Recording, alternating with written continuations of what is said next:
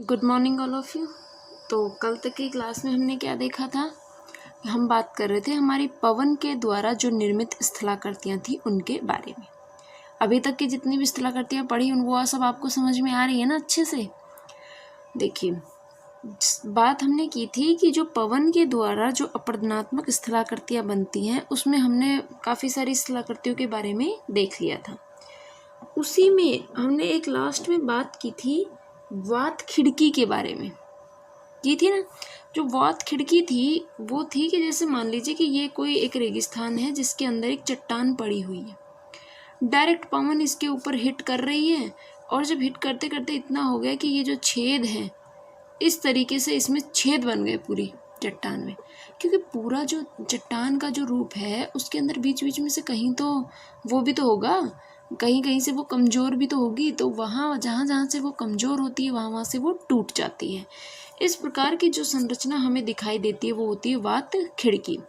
जब ये छिद्र बड़े हो जाए, मतलब ये छिद्र आपस में जुड़कर इस तरीके से बीच में होल हो जाए पूरा, तो ये हमारा क्या कहलाया था? हमारा प्राकृतिक मेहराब। अब मेहराब तक की बातें हमने डिस्कस कर ली थी। अब देखिए, ये पूरा बीच का जो क्षेत्र है ये खाली हो गया और ये चारों तरफ ये क्षेत्र बचा हुआ है चट्टान का। इसी के आगे देखिए, जब ये प्राकृतिक मेहराब इतना विस्तृत हो जाए कि ये इस रूप में हमें दिखाई देने लग जाए, मतलब ये जो क्षेत्र है ये बड़ा हो जाए, जो बीच का होल है ये और बड़ा हो जाएगा, तो ये क्योंकि देखो अब ये हमें पुल की तरह खड़ा हुआ दिखाई देने लगेगा। इस तरीके से खड़ा है तो ये हमें प्राकृतिक एक पुल की तरह हमें दिखाई देने लगेगा, जिसे हम क्या कहेंगे? प्राकृतिक पुल की हम उससे संज्ञा देंगे। और जब ये जो प्राकृतिक पुल है ये बीच में से भी टूट जाए और सिर्फ ये इस तरीके से ये स्तंभ के रूप में खड़ा हो जाए, तो उसको हम क्या कहेंगे? हमारे स्तंभ या पिलर।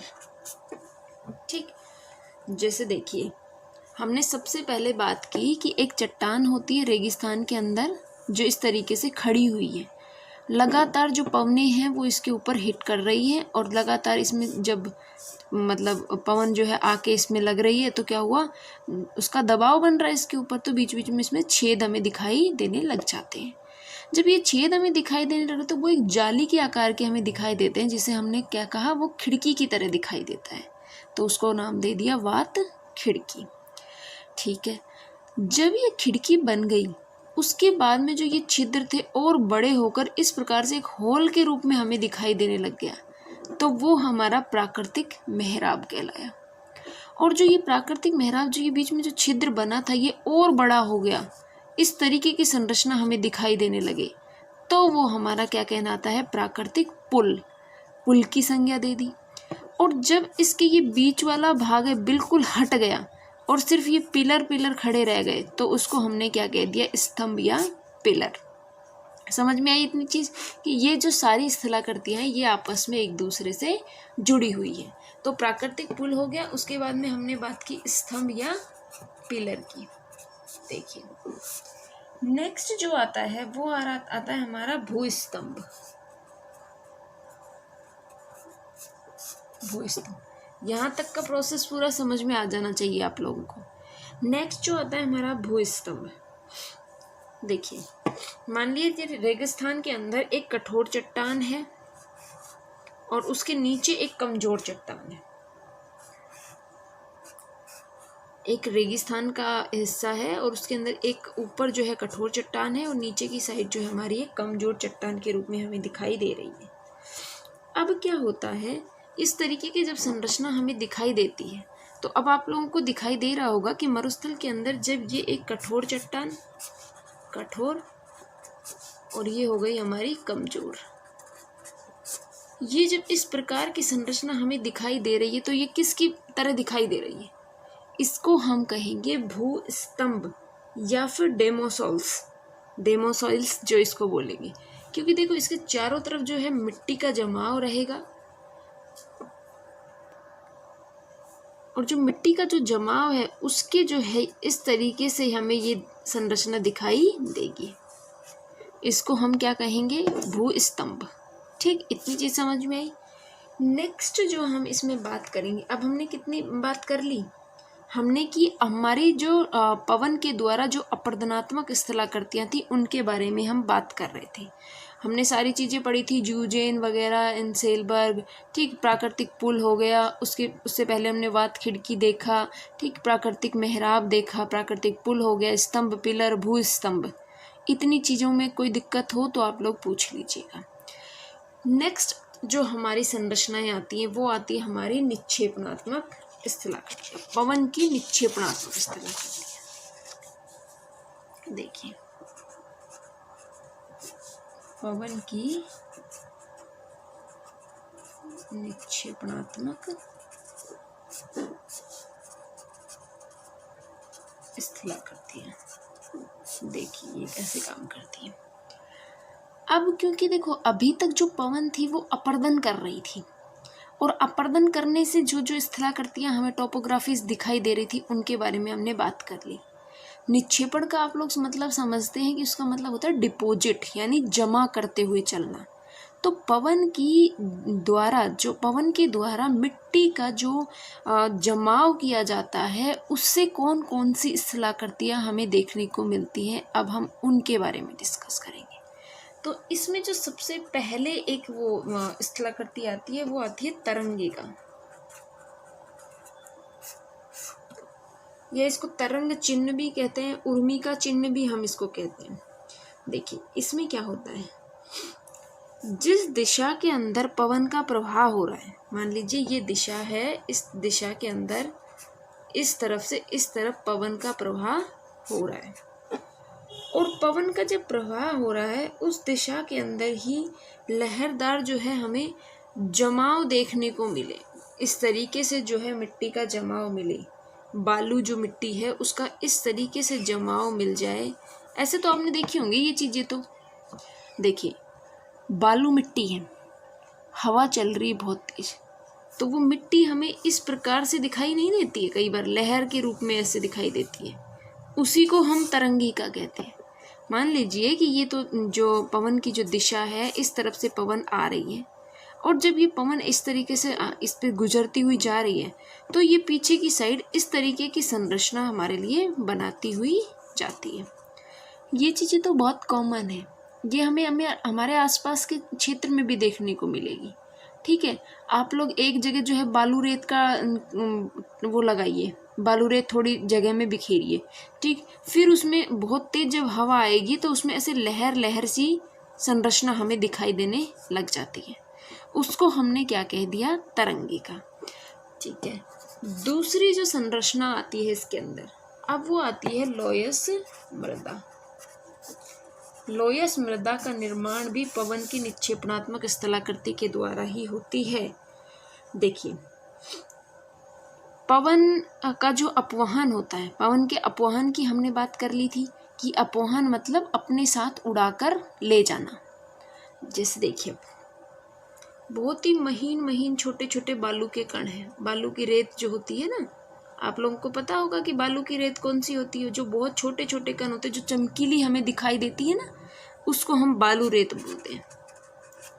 देखो बालू के कण होते हैं, जो बालू के कण हैं, पवन का जो अपवहन हुआ, पवन की अपवहन क्रिया से आप लोगों को समझ में आ जाना चाहिए, क्योंकि देखो हम हर बार सिंपल टर्म्स का यूज़ नहीं करेंगे। अपवहन, क्योंकि ज्योग्राफी जब हम पढ़ रहे हैं तो हम ज्योग्राफिकल टर्म्स को यूज करते हुए चलेंगे। अब मैं कहीं पर भी जो है पवन के द्वारा कोई भी चीज़ आएगी, या फिर मतलब पवन के द्वारा एक जगह से उड़ाकर दूसरे स्थान पर मिट्टी को लाया गया, इस तरीके की बातें मैं आप लोगों को नहीं बोलूँगी। अब से जो है हम लोग क्या बात करेंगे कि पवन के द्वारा जो अपवाहन किया गया, क्योंकि आपको जो अपना आंसर लिखना है ना उसमें इसी प्रकार की लैंग्वेज लिखनी है।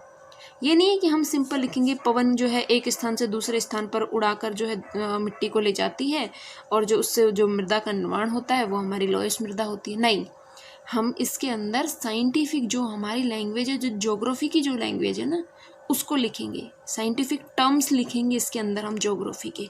ठीक, तो इसमें हम बात कर रहे थे हमारी लोयस मृदा की। देखिए पवन जो है इस तरीके से मान लीजिए अपवहन क्रिया कर रही है, ये बालू का कण है, पवन का अपवहन हुआ और इस जो ये जो धूल के जो कण है ये बहुत किलोमीटर दूर जाकर के स्थानांतरित होकर निक्षेपित हो जाते हैं। समझ में ये चीज? देखिए, पवन के द्वारा जब अपवहन की क्रिया हुई तो यहाँ जितने भी बालू के कण थे, जो छोटे छोटे महीन कण थे, वो इस पवन के द्वारा जब अपवहन किया गया तो इस स्थान से बहुत ज़्यादा किलोमीटर दूर जाकर यहाँ पर स्थानांतरित होकर निक्षेपित हो जाती है। और जब यहाँ निक्षेपित हो जाती है तो ये वाली जो मृदा होती है ये हमारी लोयस मृदा कहलाती है। समझ में आई? निक्षेपणात्मक स्थलाकृतियों में हमने एक देखी तरंगिका।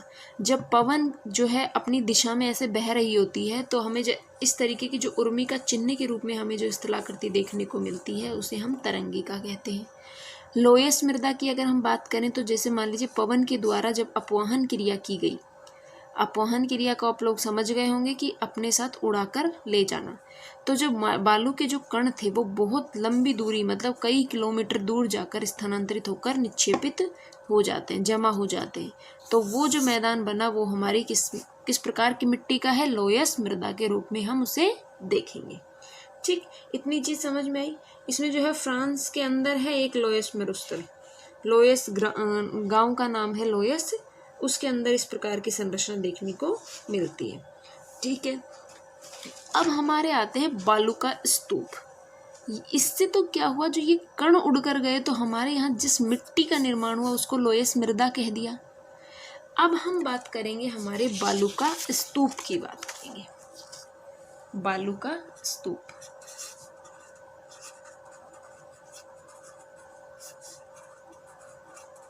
ये देखिए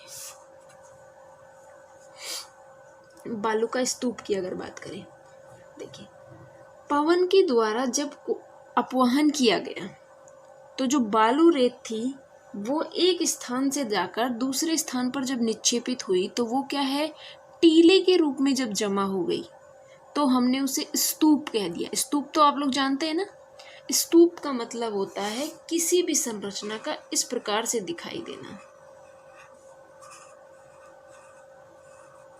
नाम नहीं सुना है क्या, सांची का स्तूप और ये जो जितने भी स्तूप बने हुए हैं, उसी प्रकार की संरचना यहाँ दिखाई देती है हमें। देखिए हम लोग क्या बात कर रहे थे, हमारी जो हमने लोयस मृदा और जो बालू का स्तूप पढ़ेंगे इसमें आपको कंफ्यूज नहीं होना है। जो लोयस मृदा थी, लोयस मृदा के अंदर क्या हो रहा था कि पवन के द्वारा जब अपवहन क्रिया हुई तो जो हमारे बालू के जो कण थे ना वो दूसरे स्थान पर जाकर जमा होकर मिट्टी के रूप में मतलब परत के रूप में, तो वो मृदा कहलाई, लोयस मृदा। और जब बालू का स्तूप किसे कहेंगे कि जब पवन के द्वारा अपवहन क्रिया में यहाँ से बहुत सारी मिट्टी जो है अपवाहित हुई और यहाँ पर जाकर ऐसे टीले के रूप में जमा हो गई तो उसको हमने क्या कह दिया, बालू का स्तूप। ठीक है, इतनी चीज समझ में आई कि बालू का स्तूप और जो है हमारा लोयस मृदा के मैदान में अंतर क्या होता है।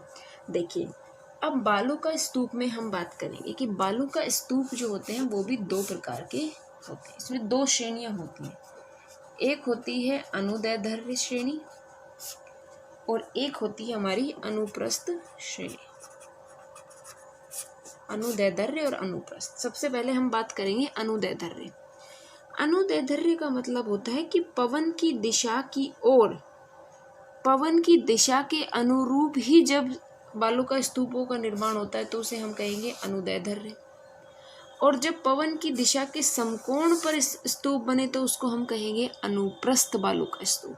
देखिए बालू का स्तूप समझ में आया कि जब जो बालू का जो कण है, ये जो कण है इसका दूसरे स्थान पर स्थानांतरित होकर जमा होना और वो भी एक इस तरीके से टीले के रूप में वो हमें दिखाई देने लगे। स्तूपाकार टीले का जब निर्माण होता है तो उसे हम क्या कहेंगे, बालू का स्तूप। ठीक, इतनी चीज समझ में आई। बालू का स्तूप के दो प्रकार हैं, एक होते हैं अनुदैर्ध्य और एक होते हैं अनुप्रस्थ। देखिए जैसे मान लीजिए ये पवन इधर जा रही है, जिस तरफ पवन जा रही है उसी प्रकार उसी दिशा के अंदर बालू का स्तूप का निर्माण हो जाना तो क्या कहलाता है, हमारा अनुदैर्ध्य। मतलब पवन की दिशा की ओर जब बालू का स्तूप का निर्माण हो जाता है तो वो हमारे अनुदैर्ध्य बालू का स्तूप कहलाते हैं। ठीक, अब जो ये अनुदैर्ध्य बालू का स्तूप है, इसके भी बहुत सारे पार्ट हैं। तो हम सबसे पहले बात करते हैं हमारे कौन से अनुदैर्ध्य बालू का स्तूप। देखिए, इसमें एक होता है सीफ, सबसे पहला जो पार्ट आता है। इसके जो टाइप्स है ना, ये पेपर में आते हैं आप लोगों के, कि अनुदैर्ध्य, सीफ, बहुत सारे एग्जाम्पल्स दे देंगे और उसमें पूछेगी कि कौन सा अनुदैर्ध्य का एग्जाम्पल है और कौन सा अनुप्रस्थ का। तो ये चीज़ आपको पता होनी चाहिए। अभी तक हम बात कर रहे थे किसकी, बालू का स्तूपों की। बालू का स्तूप दो प्रकार के हैं, अनुदैर्ध्य और अनुप्रस्थ। अनुदैर्ध्य जो पवन की दिशा के अनुरूप जो बनते हैं वो हमारे अनुदैर्ध्य, और अनुदैर्ध्य के अंदर सबसे पहला हम पढ़ रहे हैं कौन सा, सीफ।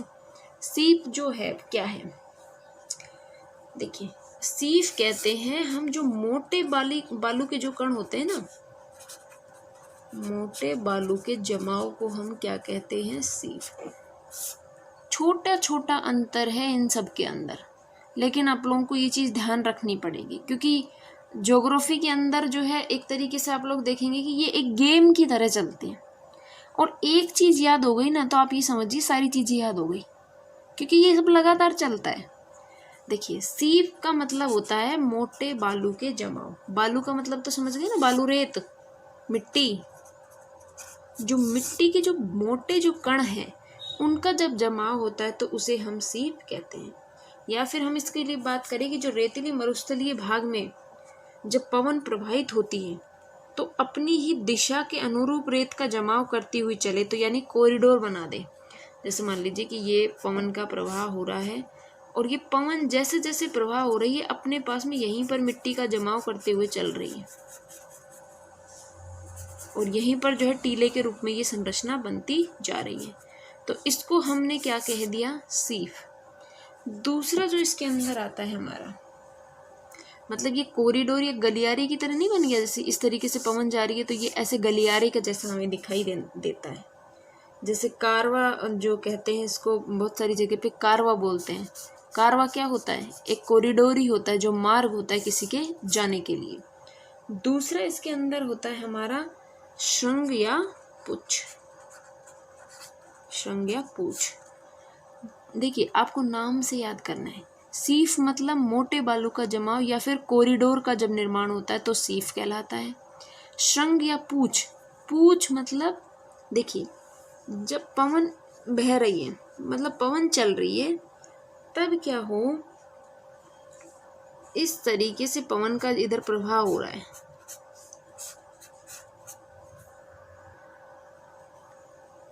जब इस तरीके से पवन का प्रवाह हो, ठीक, और मान लीजिए कि ये रास्ता है बीच में और यहाँ पर कहीं पर क्या ज्वालामुखी का उद्गार हुआ था, और उस ज्वालामुखी उद्गार जो हुआ था, जो उसका जो प्लग था, उसके अवरोध के कारण इसका निर्माण होता है। देखिए, मान लीजिए कि ये पवन इस तरीके से प्रवाह कर रही थी और यहाँ पे अचानक से क्या आ गया, एक ज्वालामुखी का एक प्लग आ गया, तो यहाँ जो स्थलाकृति बनेगी वो इस तरीके की हमें दिखाई देगी। बनेगी कि नहीं बनेगी इस तरीके की स्थलाकृति? आगे के हिस्से के अंदर जब पवन इधर प्रवाह करती रहेगी तो हमारी इस प्रकार की स्थलाकृति हमें दिखाई देगी। तो ये जो है एक पूछ की तरह हमें दिखाई देगी, इसलिए इसको नाम दे दिया श्रृंग व पूछ। इतनी चीज़ों में कोई दिक्कत है आप लोगों को? नेक्स्ट जो हमारा आता है वो आता है हमारा अनुप्रस्थ बालू का स्तूप, ठीक। और सबसे इम्पोर्टेंट जो बालू का स्तूप है वो हमारा कौन सा, अनुप्रस्थ बालू का स्तूप। अनुप्रस्थ बालू का स्तूप, देखिए अनुदैर्ध्य में क्या था कि जो पवन की दिशा के समानांतर जब बनते हैं तो वो हमारे अनुदैर्ध्य हो गए। अब जब पवन के मार्ग के समकोण पर बनते हैं तो वो हमारे अनुप्रस्थ कहलाते हैं। जैसे देखिए, पवन का प्रवाह हुआ और इसके यहीं पर ऐसे टीला बन गया पूरा, तो क्योंकि ये इसके समकोण पर बन गया तो ये हमारा अनुप्रस्थ बालू का स्तूप कहलाया। देखिए, अनुदैर्ध्य में हमने देखा था कि ये पवन की दिशा थी और इसके जो है जैसे जैसे ये बहती जा रही है, इसके यहीं पर जो है टीले के रूप में हमें दिखाई देने लग जाते हैं ना। इस प्रकार से बन रहे थे। और अनुप्रस्थ के अंदर पवन की दिशा ऐसे आई और इधर मिट्टी का जमाव होता चला गया, तो ये हमारा अनुप्रस्थ बालू का स्तूप कहलाया। और इसका जो प्रमुख जो एक उदाहरण है वो है हमारा बरखान। बरखान जो बालू का स्तूप है वो अनुप्रस्थ बालू का स्तूप के रूप में जाना जाता है। जो बरखान होता है वो अर्धचंद्राकार रूप में पाया जाता है। मतलब कैसे, हमें ये इस रूप में हमें दिखाई देता है। देखिए, यहाँ से पवनें जब आती हैं तो जो है, मान लीजिए इधर से ऐसे आ रही है, तो बीच वाले भाग को ऐसे अंदर की तरफ कर देंगी। मिट्टी का जो जमाव होता है वो इस संरचना में हो जाता है। और जब इस प्रकार की संरचना बनती है तो उसे हम क्या कहते हैं, बरखान बालू का स्तूप हम उसे कहेंगे।